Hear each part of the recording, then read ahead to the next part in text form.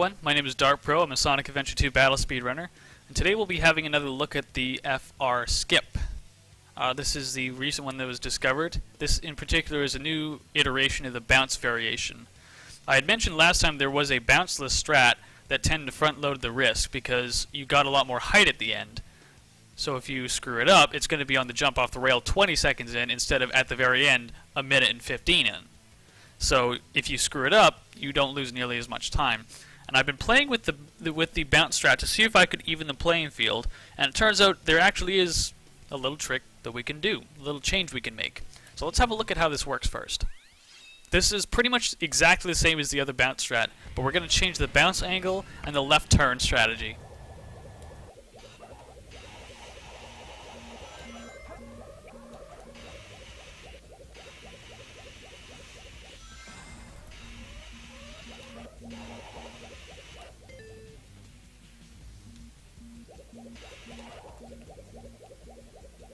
So notice that my angle here is going to be a lot more down.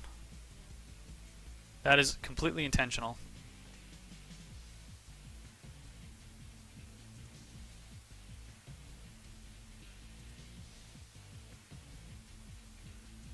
Nice gentle left turn. I'm being very conservative here to make sure that I don't hit that kill plane.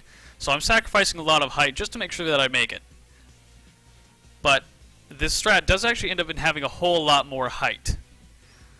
One of the contributing factors is the bounce angle, and another contributing factor, well, it more reflects the change, is the left turn. The left turn was about 3 seconds sooner than otherwise. You can do it even more than that if you were really aggressive.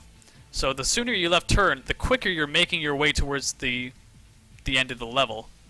And it looks like we're going to be running a little bit short on height here. It doesn't matter. You guys saw how conservative I was with that left turn. I started a second late. The gravity reset was slow. That's all good.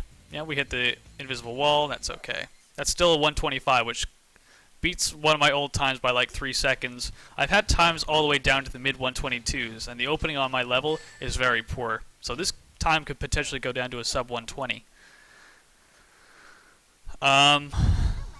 Basically, the way that works is when I did the first video, we were still struggling to get enough height to get to the end, so it made sense to make your bounce angle as sideways as possible, because that would conserve the most height. As it turns out, when Sonic is bouncing, if you look in the direction that Sonic is going, not the way the camera's facing, but the way Sonic's actually going, the goal ring's off to the left, and if you hold all the way up on the control stick, you're retaining all of your height, but you're being taken farther away from the goal ring. And so, even though you have more height at the left turn, you're actually farther away from the goal ring, so you have to make up that distance. And so, of course, all the height is lost anyway, and time. You lose a lot of time doing this. So what I've done is I've changed the bounce angle to be more down and more left, towards the goal ring left. And so there's not as much distance to make up, which is why we have the time gain. And the reason that the reason that we still have the same amount of height or more, we can have plenty more height than the other strat, is because we're not traveling as far away from the goal ring as with the first strat, so we don't need as much height to make it. So let's have a look at what kind of set this off. I'll do the old strat and intentionally fail it by hitting the first death plane. And what I want you to do is watch how long I fall.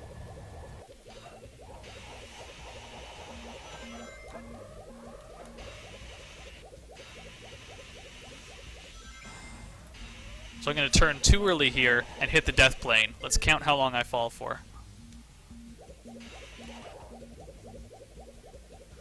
Take my angle. That's about okay. Be a little bit more aggressive. Oh yeah, that's about okay.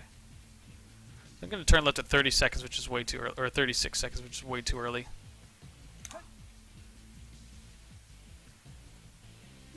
Yeah. That's how long I fall for, and that was not even a lot of height. So that's how much distance you have over the top of the death plane, but that doesn't actually help you get over the death plane. If you pass by the death plane, you pass by. It doesn't matter if you're a foot above it or 10 million miles above it. The tricky part is that if you pass that death plane 80 feet above it, you're not going towards the goal ring, you're going away from it. So by sacrificing some of that height over the death plane and accepting a little bit more risk there, not much. We're using the bounce so that it doesn't take us as far away from the death plane, so we don't have as much distance to travel. So instead of passing 80 feet above that death plane like you saw me fall there, we're only going to pass 5 feet above the death plane. That's why I take more down on the bounce angle, and that's why I can left turn sooner. I get to the edge of the death plane sooner, and I get to the goal ring sooner because I'm not taken as far to the right by my height conserving bounce angle, if that makes any sense. I know it's a little bit tough to visualize without a map at this stage, but as far as I can tell, that is what's happening. So let's have a look at exactly what markers I'm using here. Quickly, the marker I'm using just in words is, you've got the timer up in the upper left, and what I want to do is place the last ball in Sonic's little line of bouncy blue balls following him in his trail. I'm going to place the upper edge of that just over the timer, and that's about as low as you can go. You can be a little bit less aggressive, have a little bit more height so that you risk less of your time by hitting the death plane if you're too aggressive. And I'm going to, instead of turning left at 39 seconds, I'm going to move it back to a little after 36, and even that's conservative. So let's give this a shot, and I'll try to show you what it is I mean. So watch the final ball in Sonic's blue trail and how I put it over the timer. That's my marker.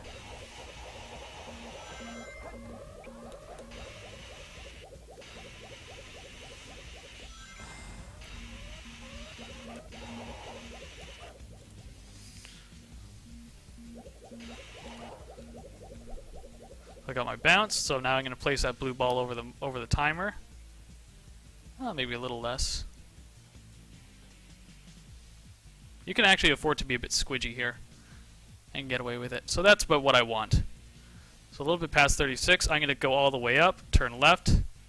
You don't even have to homing attack here if you don't want to, but it actually doesn't hurt your time. It doesn't change much of anything at all. I'm going to go a little bit to the left of my normal marker.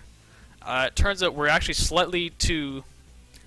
In this direction, we're offset slightly right from where we would be if we had done this higher up, if that makes any sense. Basically, I just have to go a little bit more to the left in this little bay of blue cloud here. But that's the only change, and this is otherwise the same. This was a pretty conservative one, but we should still get out of here with a healthy amount of height. Oh yeah. Yeah, this is no problem in terms of height, and you could scavenge even more from this. It would be really no problem if you were in a more aggressive left turner and you really knew your time. So bloop, we're going to fall in the goal ring. And that is a new variation of Final Rush skip. It actually feels slightly easier than the old bounce strat to me because you can afford to be squidgy on your angle. You can make it up. You're nowhere near resetting the bounce. The tricky part is actually you have to hold up for a little bit longer to get the gravity reset on the left turn. So kind of be prepared for that, and don't be too stingy in how long you hold up for. It's very important the gravity does reset, otherwise you'll get carried way past there, and you'll have to make up some distance on your left turn.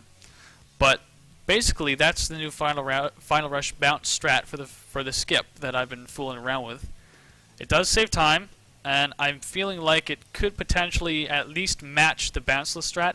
It could potentially be slightly faster because you don't have to wait for gravity to bring you falling. You just do it automatically with the bounce. But it's hard to tell at this time, but it's for sure easier than the old bounce strat, and it's faster, so you can't really go wrong with that. Otherwise, keep it fun, guys. Thanks for watching.